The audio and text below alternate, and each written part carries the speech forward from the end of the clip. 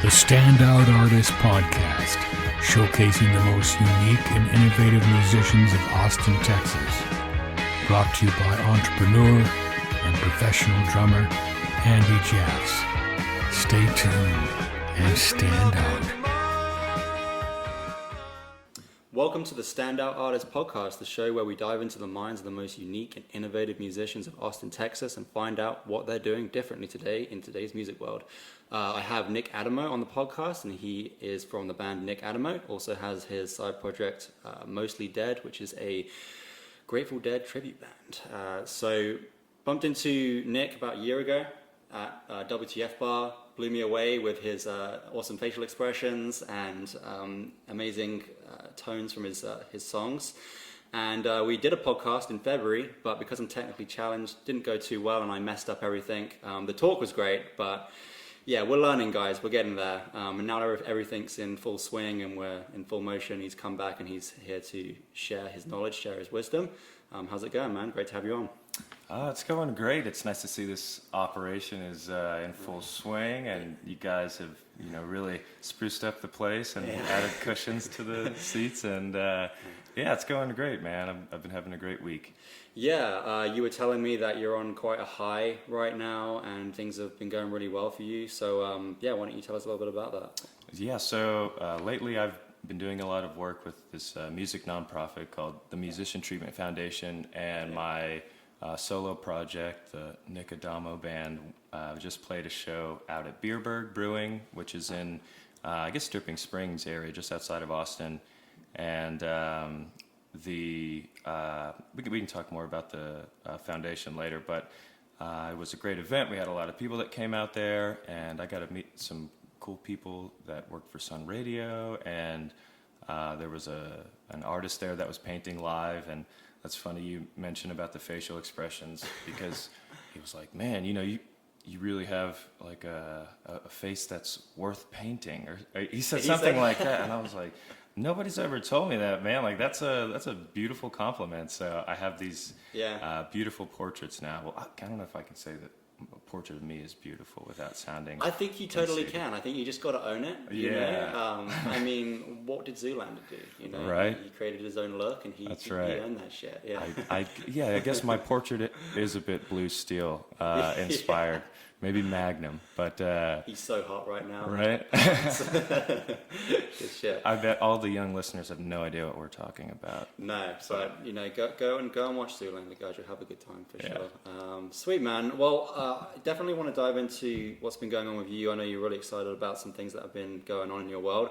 But what I'd love to share before is a little bit about your music background, because I know it's a little bit different to just any old musician out there. So tell us a little bit more about where you came from and how you are where you are today. Yeah, so I did not grow up as a musician. I didn't grow up in a musical household. My mother raised me as a single mom from a young age, and she was always singing around the house, and she has a beautiful voice. And growing up as an only child, being raised by a single mom, it was just her and I, so I would hear her belting out Barbra Streisand and Carpenter songs, and all of these beautifully melodic ballads, Journey.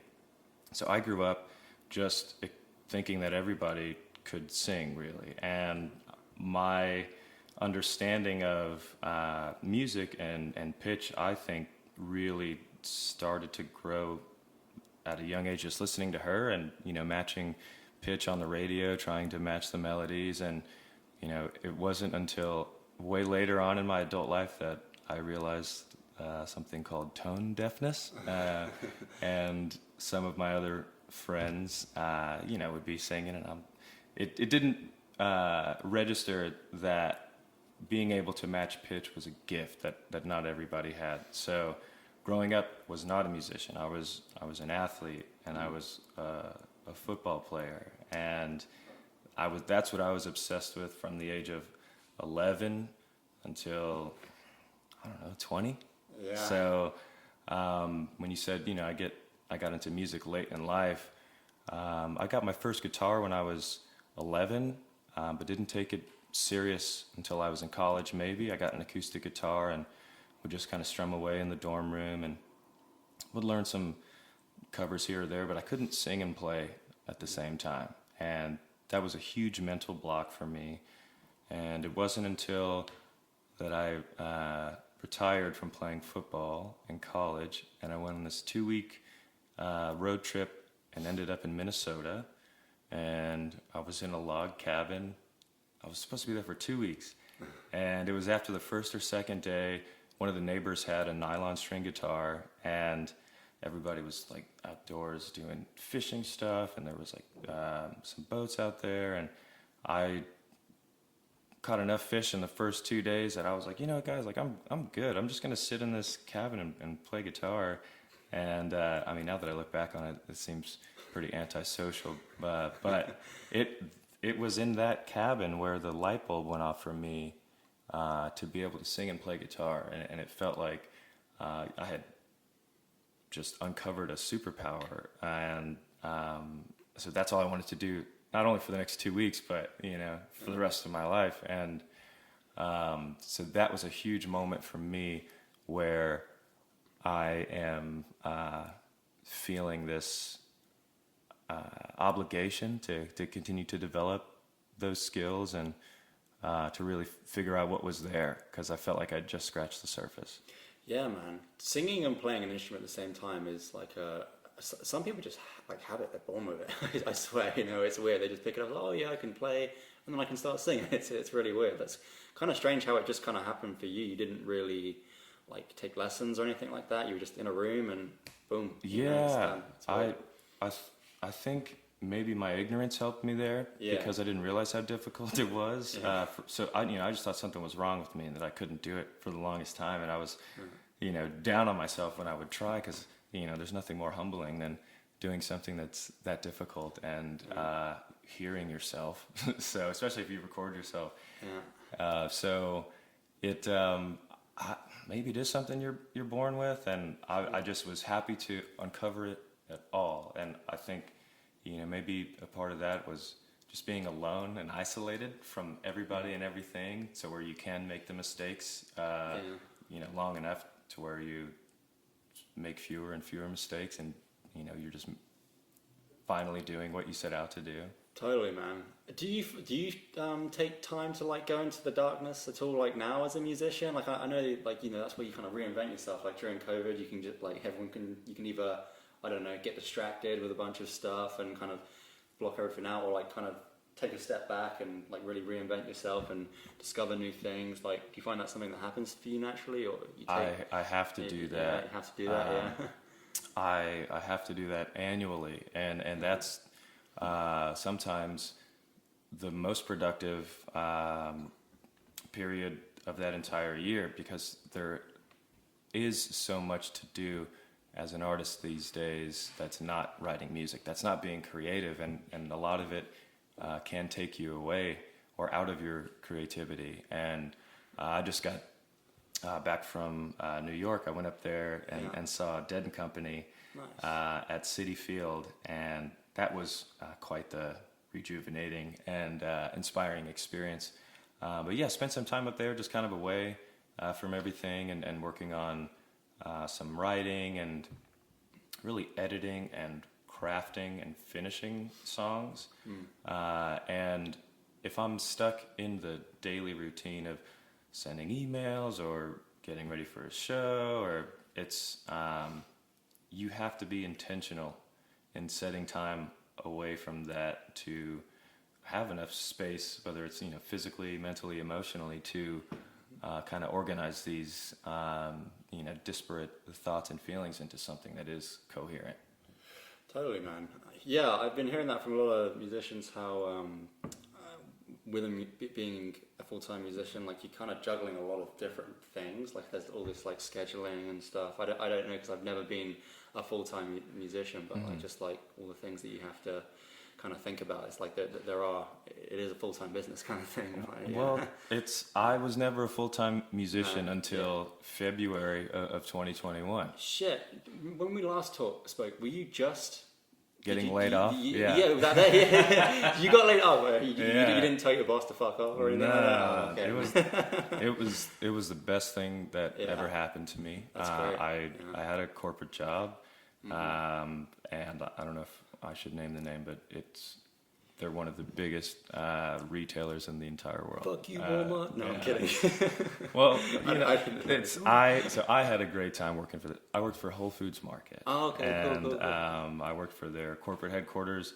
They were acquired by Amazon, and a lot of things started to change. And over the pandemic, my entire department got laid off. So my boss's boss, everybody was gone. But they gave us 6 months notice. And so over the course of the 6 months, I started building my music business, my small business. And so I could have the opportunity to, earn money doing this. So I, started preparing and just like putting together a business plan, because that's, I don't know, what I thought I needed to do. And since February 2021, I've been a full-time musician. It's been the most exciting, challenging, terrifying, difficult thing, but most rewarding thing that I've ever set out to do. And just to talk more about, all the different responsibilities that you have to learn.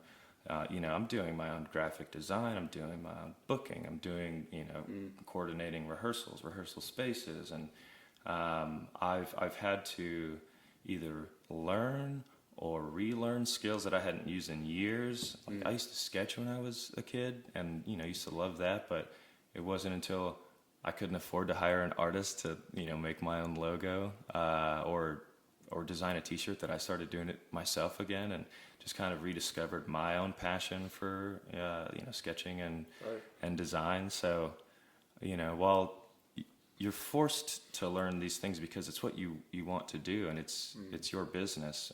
So the time that you're investing in yourself and developing these skills is never wasted, because at the end of the day, it's your success, or it's your own brand that you're trying to develop. So we're coming on almost a year and a half now that I've been a full-time musician. So I don't want to talk like some grizzled vet that I've been doing this for years, because I'm brand new to it too, and I'm figuring out everything as I go. And especially this first release of songs as a full-time musician, when I don't have the financial stability that I had of a full-time job, figuring out the DIY route, the creative way to get these songs recorded and released, relying on the kindness of friends and homies to help out where they can, and has been the best learning experience of my life. And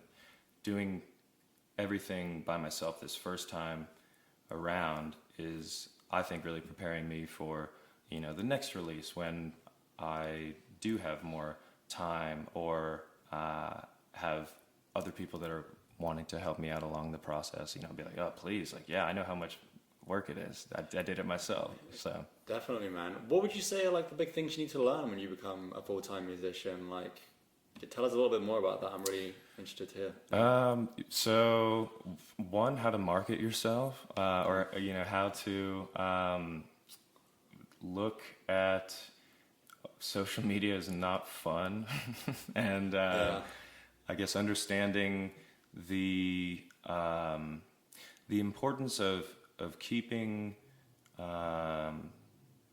people interested in what you're doing. And that's something that I am constantly struggling with now, because while you want to keep people interested, there's a fine line between keeping people interested and involved, and also not overwhelming them. And I haven't released new music in 3 years now, so I'm in this weird place where the people that have been supporting me for long enough, that they're like, come on, man, like, where's the new music? And then the people that are just getting introduced to me are like, come on, man, where's the new music? And I'm like, it's coming, I promise. So it's taking care of the people that have shown interest in supporting you. So giving them a reason to support you. So that, I would say, focus on that. Figure out a way that you can have your friends and family and homies and fans support you, whether that's making merch that they want to wear, or it's not just writing the song. It's figuring out why does somebody want to come to your show over somebody else's? Because there's dozens of shows every night in Austin. Why would somebody want to come to your show over somebody else? So figuring out how to separate yourself from all of your other peers, so that when your friends are looking for someone to support, that they want to support you. You're not having to beg for their support. That's really interesting. I want to dive more into this. This is good. Yeah. So how do you go about doing that then? I mean, how do you go? Because I'm learning quite a bit actually myself in my own business. Obviously, I'm a marketer, so learning about all that stuff, and there is a kind of a bit of a competition when it comes to just attention. Yeah. There's like trade-offs. It's the attention in economy. A market. Like it's like, yes, there's abundance. You can have that abundance mindset, but at the end of the day, if it's Friday night, someone is either going to go to that one or that one. Yeah. So like, how do you go about standing out with your thing and I guess grabbing people's attention like that? Like, what's your strategy for that? Well, it is this attention economy, and most of the time, I think it comes down to convenience for other people. So you want to make it convenient for someone to support you. So if you have a lot of friends that live downtown or have access to get downtown, well then book your shows downtown, and don't book a show where it's going to be out of the way for people to come support you. Also, understanding that if you have a wide range of people that support you, then play a wide range of venues and types of shows. We play to children, toddlers, and I play in retirement homes. So and I'll play in a grungy bar downtown. So being able to meet the needs of whichever event organizer is throwing a party is going to make you more attractive, because you're not just playing the same bar all the time. How else? What about like in your general marketing? Like what have you learned about that as a musician? It's a learning experience that's in progress. So, I said, not releasing music in 3 years, normally you have something to push, something to pedal, for lack of a better term. And not having a single to push and promote, that's where I've had to get creative and, increasing awareness or increasing excitement about what I'm doing. So that's where it comes down to depending on the live show or making cool merch. So that's something that I've been lucky with, is that the merch that I've designed over the last year or so, people have really dug. And I, in thinking about how I wanted to design my merch, it was, I want to design something that I want to wear, and what kind of shirt don't I have in my closet right now that I would want. And I landed on this like green raglan 3/4 sleeve baseball shirt, with my name that's inspired by this old like tobacco company's logo from like the 1950s. And people love that shirt, and they're like, man, this is my favorite green shirt. And it was a big guess on my part, because I'm like, I think this would be cool, but to have people so excited about just the t-shirt, it's given them a way to support me. And because releasing music, that's the obviously the goal here, but if you don't have the music ready to go, you still have to figure out a way to make a living, or kind of maintain the interest. And everybody's dealing with the pandemic, or the effects of the pandemic, and having to shift or pivot. You go use a corporate word, and to figure out how to diversify, if you will, and figuring out how to do live streams and monetize those. Like, there's a lot of infrastructure on the back end that goes into creating a high quality production for people to watch online. And But everybody has the access to do it themselves now. So like the bar for entry is so low. It just takes the effort to learn how to do it. Just a little bit more effort than just to do what everybody else is doing. Totally, man. How do you learn about this stuff? Is it kind of just like a trial and error? Do you follow any kind of gurus that you've learned some cool stuff off of? Do you model off of other bands? Like, how do you go about improving on that stuff? Let's break it down a little further. I guess which area? Yeah. From like a social media kind of stuff. Like a social media? Yeah, like what? So social media is a beast, and it is something that is unavoidable now, and I would love to spend a lot less time on social media, but now currently I'm maintaining 4 different Instagram pages. So keeping up to date with just how it functions. There's a lot of like little things that you can miss on a post that won't maximize its reach. Like, if you're not tagging people, that's one of the best features on social media, because you're just by the click of one button, you're putting it in front of somebody else's audience, and that's exponential growth. That's and like I used to think the hashtags were the stupidest thing ever, which I still think they look stupid, but what you're doing by using hashtags is you are injecting your input into all these other little communities. So like, I'm not somebody that goes and searches a bunch of hashtags to see what's going on in this little world, but a lot of other people do. And like, if you're not using that feature, then you have to look at it as a feature of this platform. There's limitations, but there's also features. So tagging people, using hashtags, it's super annoying, but when you have to look at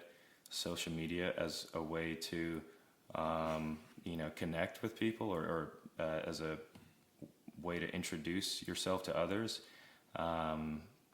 you have to figure out the best way to use it. And it's I wish, or I hope I can get to the point in my life where I don't have to be so active on it with 4 different profiles. But until then, it's figuring out how to work within the parameters that they're allowing you, which is really gross. I mean, I could talk about this all day. How if you have a musician profile or an artist profile, the exposure to your social media posts is limited as soon as you switch over to a business profile, because they know that you are willing to put money into having more visibility into your insights and your views. So your post will never reach 100% of your followers ever, because they are trying to push you to spend money with them, a sponsored ad and sponsor your post. And they tell you that all the time, like, well, you could have reached up to this many more thousands of people if you just put this much money down. And I think that model is so gross, and I really can talk about this for such a long time. So until there is a platform where there isn't any resistance between you and your following, or an algorithm that is going to limit your post or is going to reward you based on how many times a week that you've posted, or if you're showing your ass cheeks on there, or it's really weird when you look under the hood of these social media platforms and what they're prioritizing people to see. Yeah, definitely. It's definitely a dark world. There's been, some shows and documentaries about it. I haven't really dove too much into it, but you can kind of just guess, just by the way that our society's going, that there's, some. It's a bit of a messed up world. The Social Dilemma is a documentary that I recommend everybody check out. Yeah. I think it's the most accurate depiction and understanding of the effect that social media has had and will continue to have on our society. Not to get too doom and gloom. But, Yeah. Yeah.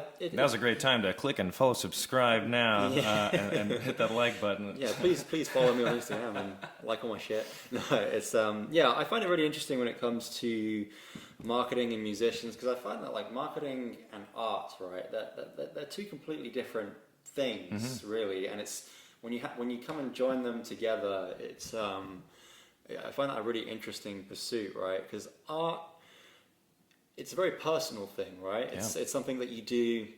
I feel like mainly for yourself. Actually, that's a good question for you. How do you go about your art? Do you think about other people? Like, do you feel like you're making it for other people, or do you feel like you're making it for yourself? And I don't think there's really any right or wrong answer for it, but I'm just curious from a songwriter perspective, like, because in marketing, it's all about the audience. Right. It's not about you, it's all about the audience. But art is a very personal thing. You know, we do it for other people, but it's a very personal thing. So how do you go about that with art? Like, what's your thought process? So initially, it was always a selfish act. It was a way for me to get my thoughts out and to process things. And there was a series of events where I went to record a demo, and then that demo turned out to be way better than I thought, and that turned out to be Sugar Daddy, and we released that, and that kind of started this whole wave of knowing that, okay, maybe these songs that I'm writing in my bedroom, other people are going to hear, because it was just a therapeutic exercise for me. So figuring out the balance now of writing music for myself, which is, something I will always do, and, figuring out how to package it and market it in such a way that it gets heard, because now the goal is to have other people hear it and also connect with you. So the way that I am doing it right now is I'm always in songwriting mode. So I always have a very organized notes system. I think we talked about this last time, the OneNote, organizing all these different thoughts. And I have a tab that's, for band names and song titles and lyrics. And I have different lyric logs that I've created, which are just one-liners or a misheard quote that I heard on some song in a grocery store. Like, did they just say that? And I'm like, oh, well, this is what I heard, and that sounded pretty cool, so let me write that down. And if I'm dealing with something that's stressful and I need to get my thoughts down, I'll just open up a notepad and write down all my thoughts. And that's a piece of me that's coming out, or my experience in life, because I'm constantly pulling little bits of inspiration. So there is always a personal genesis for where these songwriting bits and pieces are coming from, and then the going back and doing the organizing and then the crafting, that's going away. So that's the other part of the songwriting process for me. And normally when I'm doing that, when I'm going away to organize all these things, I'm so far removed from the person that wrote those lines down that I'm able to look at it a bit more objectively and put pieces together, and the sting has been removed a little bit emotionally for me, so I can look at it as a building block in a song, and so that to me is where I'm finding the balance between doing songwriting as a personal, therapeutic, meditative exercise, and I want to write cool shit that my friends can dance to. Yeah, totally, man. But I think it probably does become a bit of a balance, right? Because you're like, I think it's all about emotions, right? You're sort of like, I want someone to feel like this, and I really want them to feel like this kind of thing, and you kind of just like, you can kind of go on intuition there, like, okay, could I make this stronger? Could I make it a little bit different so it hits home? It's like you're really trying to make someone feel something, so that's kind of the thing that you're talking about there. Yeah. So it's like, yeah. That is the goal of every song, is to make somebody feel something. So that's what I'm looking for when I do write stuff down. So if it makes me feel something or feel a certain way, then okay, I have to write that down. And that is any time of day. I'll be in the shower and I'll have an idea, and I'll go pick up my phone and start a voice memo, and I can hear the shower going on in my background. A lot of songs start that way. Yeah. Or about to fall asleep, and this is a shift that I had to make as a songwriter, to get my ass out of bed and pick up my phone and write it down, or record a voice memo. So that is where the realness comes from, and I think that is what I'm finding is connecting with other people. Yeah, man. I think that's probably just something that you got to master as a musician, like master emotions. You know, it's like, and every genre has like, it's a tough one, man. We're all so reluctant to feel our emotions, but no, I mean, I think that that's a cool pursuit, and every genre has its own kind of like core emotion. I've been thinking about that a lot recently. It's like if you listen to rock music, there's kind of like the core emotion of being a bit of a washed up loser, kind of like that kind of thing. Or you listen to, country, it's usually like, loss or sorrow, like, Could also be washed up loser. You could, kind of a bit similar, but they all kind of have their different emotions, and that's why we listen to different music at different times. It's like we want to heighten or match the emotion. It's like a empathy. We're really just drug dealers at the end of the day. Just making people feel shit with our music. Making people feel anything. And totally. I had a friend of mine who told me once, when I was complaining about how difficult songwriting was.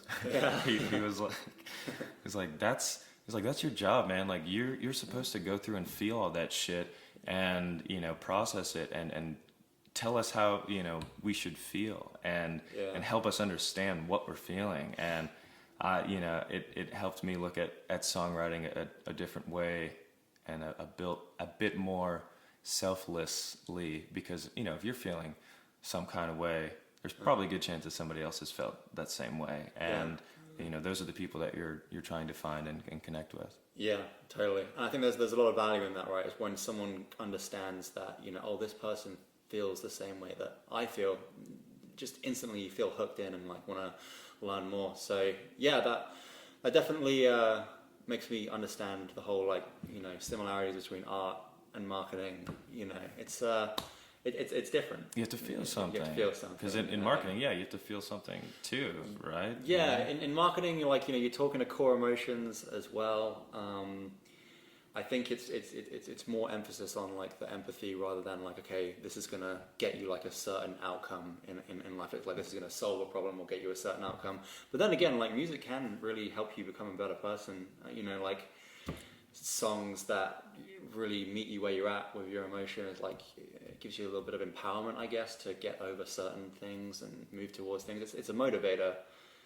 I don't know. I'm going down. It's hard to vocalize all of this stuff. No. You know what I'm saying, right? I think. Well, you're very close to touching on something that is important. Like the best marketing, you don't realize is marketing. Yeah, that's it. And the best songs, you don't know why it is, just drop kicking you into this other dimension. But it does, and it works every time. So that's where the artistry comes in. That's where the craft comes in. You are trying to do something that is inexplainable, and there is that little bit of magic in there with music. I wouldn't say so much with marketing, but totally. But there is still magic in music.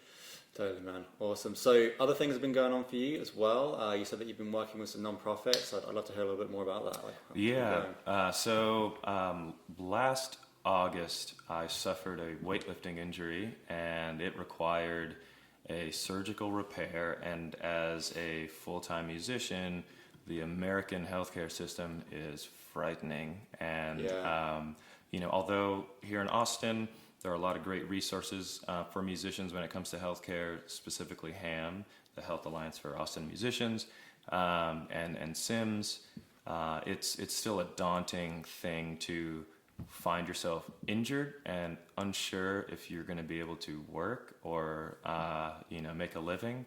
And I was connected through HAM to the Musician Treatment Foundation, which specializes in upper limb orthopedic care for professional musicians. So if you're trying to cut the pit out of an avocado and you stab your hand and you're a musician, like these are the people to call. I've done that before, that avocado thing. Oh my God. I saw a photo of someone with a knife through their hand and holding an avocado, and I'll never look at an avocado the same way. So, yeah, but I mean, so this is the foundation to have, in your Rolodex of resources as an Austin musician, and it was something that I hadn't heard about, and I actually heard about it through an acupuncturist. My aunt was trying to help me get through this weightlifting injury the all natural way, and this acupuncturist was like, you know what, I heard on the radio that there's this surgeon that does work with professional musicians, pro bono, and you should check it out. And I was like, okay. So I figured Ham would have to know, this person, and that's exactly what happened. They were like, yeah, if your injury happens to align with this surgeon's specialty, then we'll go ahead and set you up. And I got a call from the surgeon 30 minutes later, and he was like, hey man, like, heard you hurt yourself, like, what's going on? And told him what was going on, and it was a Thursday, and he was like, well, come into my office tomorrow, and we'll take a look, and if surgery is the route that we deem is the way to go, then I can have you in the operating room on Monday. And that's exactly what happened.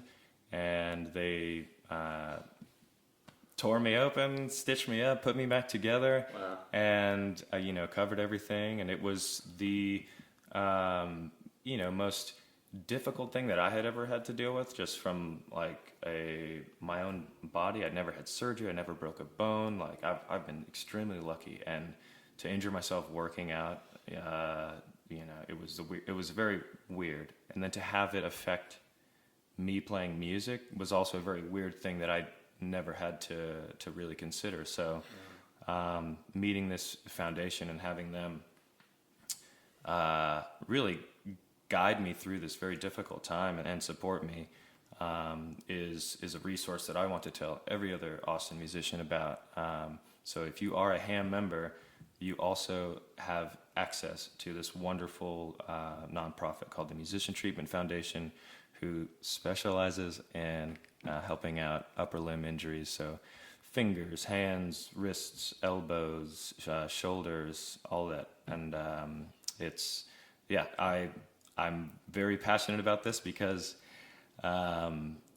my Grateful Dead tribute band actually threw a benefit for them, and through that I was working on show posters and designed a T-shirt, and these are using skills that I learned in the previous year during the pandemic, when I'm trying to start my own business. Yeah. So I helped the Grateful Dead tribute band out with that, and the foundation was like, hey, like, these are all great. Like, who do we, give credit to? Who do we, attribute all these, cool assets to? And I was like, me. And they're like, what? No way. So they asked me if I wanted to help them out with their social media and their graphic design. And, they were very adamant about, not only do we want to support musicians, in the operating room, but also, outside. And, so they've given me opportunities to be their freelance social media manager and do some graphic design. So I can't say enough good things about them.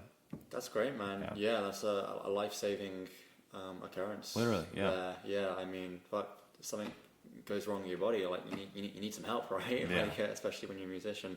I guess musicians do get a lot more injuries than you would expect, right? You think that,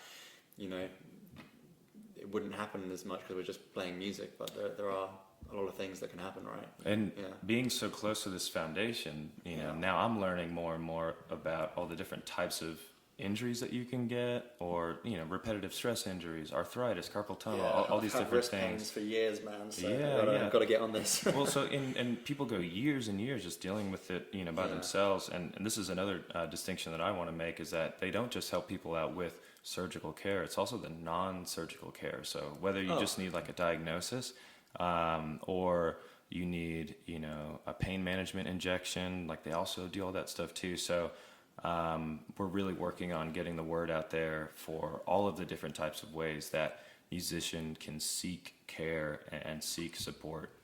So yeah, there's a wide range of ways this foundation wants to help people out. Nice, man. Do you know if they do that like in most parts of America, or is it just kind of Austin that's waking up to that? And I know that like healthcare is a bit of a dodgy thing in America. So healthcare is absolutely a dodgy thing in America, and that's why this is so important. So the founder of this foundation, his name's Dr. Alton Barron, and he saw a need.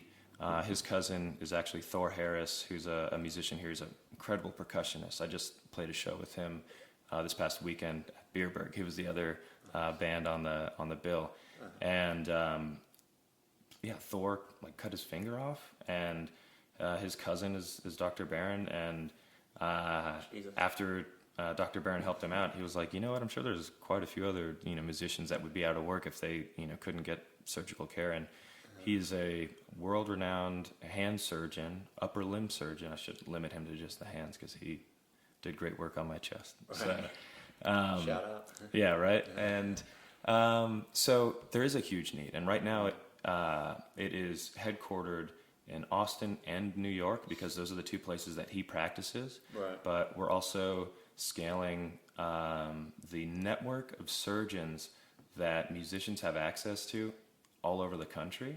So there's a network that's being built right now called Physicians for Musicians. The next phase of the growth is to do more work in Nashville, do more work in LA, and so there is a need. There isn't another nonprofit that is doing specifically the orthopedic care. So this foundation has existed since 2017, and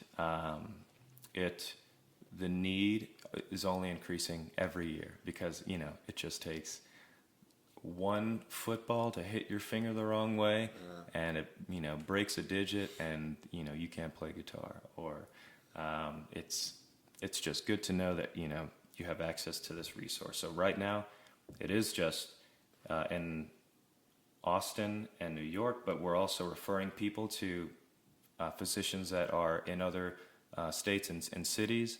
And the thing right now that is going to allow the Musician Treatment Foundation to scale is donations. And we have a huge benefit at the end of the year, where one of our founding board members, Elvis Costello, is coming back to Austin to perform for the first time in I think 5 years. And he's bringing a whole bunch of his friends, and it's going to be this huge fundraiser at the ACL Live Moody Theater on December 2nd. And Charlie Sexton will be the music director. He's an Austin legend. He's on tour with Elvis Costello right now, playing guitar. And I don't know all of the other friends that are confirmed, but from some of the conversations I've had recently, it would be worth looking into, for sure. When's that coming up? August? No, not August. My birthday is in August. That's why I'm getting confused. December 2nd, 2022, and it's at ACL Live, and tickets are going on sale here in the next week or two. So whenever this podcast gets released next week, yeah. Okay, sure, so I think they're going on sale on August 12th. So the best way to keep in the loop with this is to subscribe to the MTF newsletter, and you can find that by going to mtfusa.org and subscribing to the newsletter.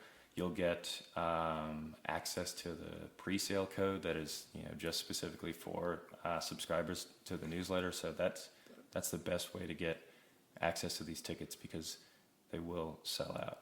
Nice, man. Sounds like all around win-win for everyone, you know. Supporting a good cause, lots of great musicians, and definitely going to be a good time for that. How does it feel, by the way, to like just come so far in such a short amount of time, like doing all these like big shows right now? I mean, It's pretty speedy for you.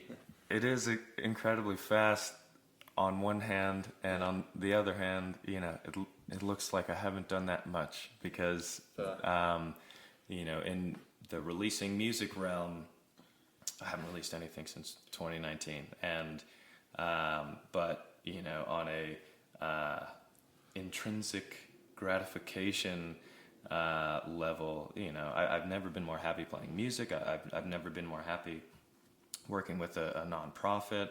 I've never been more excited about my career and my music. I plan to release 2 more singles before the end of the year. I gave you a sneak peek. They're great. I'd love to talk more about those singles. Listening to them before, and I was saying to you, there's like a lot of deep emotion in these. Like, we're joking around with you saying the next girlfriend I break up with, it'll be the song I listen to after it. Mm-hmm. But I thought it was great, man. Really kind of. I don't know. I'm really bad at music terms. I just play drums, guys. I just hit shit. But like with the vocals, how it kind of feels like there's multiple people singing, just like a lot of depth in the vocals, and but yeah, tell us a little bit more about these singles, like the writing process, what you had in mind with it, how they turned out. Sure thing. So I'll talk about one single in particular because it's the most interesting, and I'll try and make it brief because it has been quite the challenge to get this single released. It was initially slated to release in March of 2020, and then the world ended, and I waited another year to try and release it again, and then through a weird series of events, it was released unintentionally in March of 2021, so I guess technically it leaked, and because it was released, if I were to re-release that same single, it would have been disqualified from Spotify editorial playlisting consideration, and these are all lessons that I'm learning, the hard way. So I ended up re-recording that single, and I recorded with Charlie Magnone, who plays keyboard with Parker McCollum, and who's a country guy. And I wrote that song in 2017. I recorded it for the first time in 2019. I tried to release it for the first time in 2020. Yeah.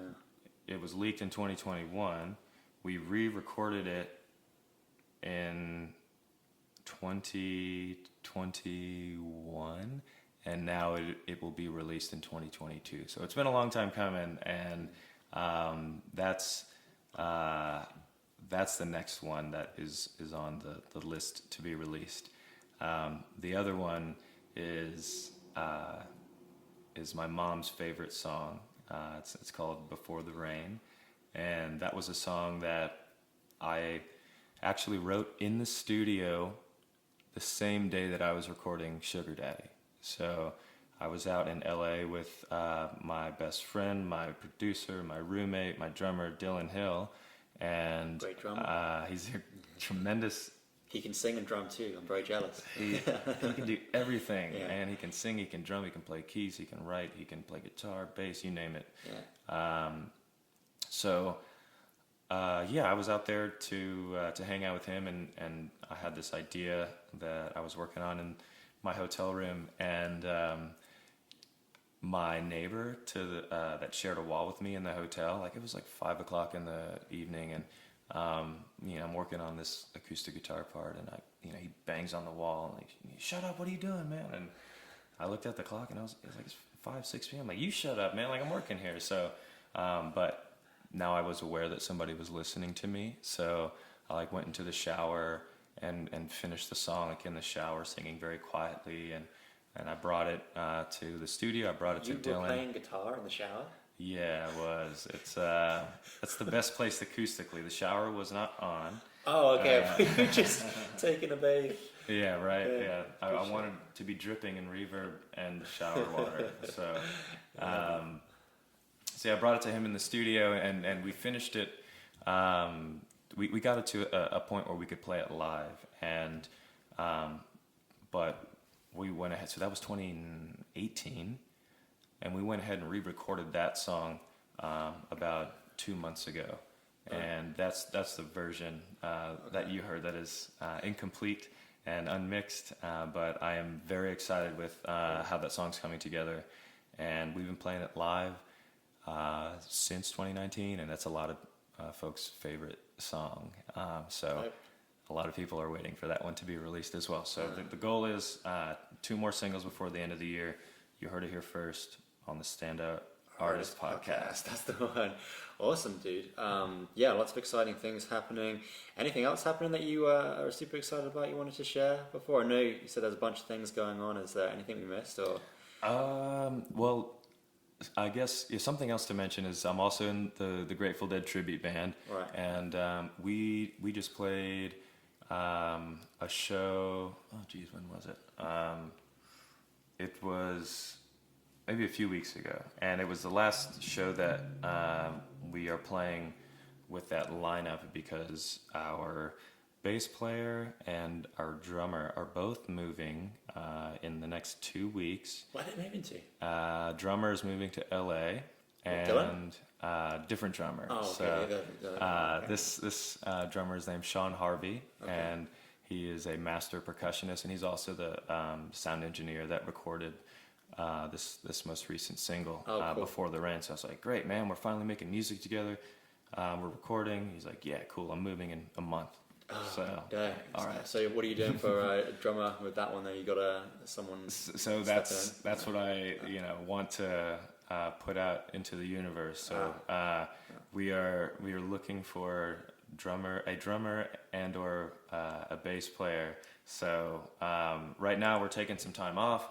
Our guitar player, whose name is also Dylan, but not my roommate. So we got a lot of Dylans around us. He just had his second child, so he's on paternal leave right now. So we're taking it a little bit easy, but I think this fall we're gonna start back booking shows, and so right now we're putting feelers out for drummer and bass player, and it's given me. I might know a guy. Yeah, right. I know, man. I see you got your kit set up, so we'll have to jam out. Totally, man. I'm down for it. Dude, it's been a pleasure having you on again. It's been, I think we beat last time. The other podcast can go screw it. This one's better. So yeah, man, I'm super proud and excited for you. I think you're an inspiration to other musicians that are out there. Just goes to show that it doesn't matter how late you start, it just matters how much heart you put into what you do. And how can people follow you? I guess it's just Nick Adamo on Instagram there, right? NICKADAMO. That's correct. For sure. Yeah. That's where you can get all the latest updates. Support the Health Alliance of Austin Music. And that's at MyHam, MYHAAM on Instagram. And I would also ask you to check out the Musician Treatment Foundation online. That's at MTFUSA on Instagram. And yeah, we'll be posting about our upcoming singles and events on MTF, on my own solo stuff. So yes, check us out. Dope, guys. Yeah, definitely check Nick out, guys. He brings the fire. He's a really good time, good show. Everyone's smiling, everyone's dancing. All the pretty ladies love him. And looking forward to seeing your success in the future, man. Fuck yeah. Thanks so much.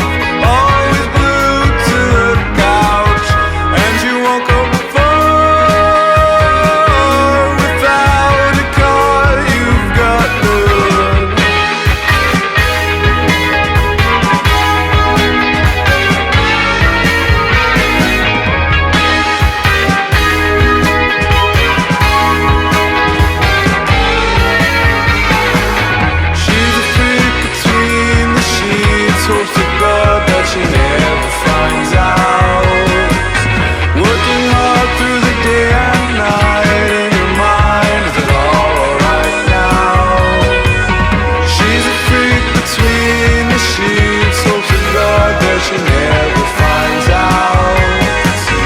Working hard through the day and night, in her mind's it all right.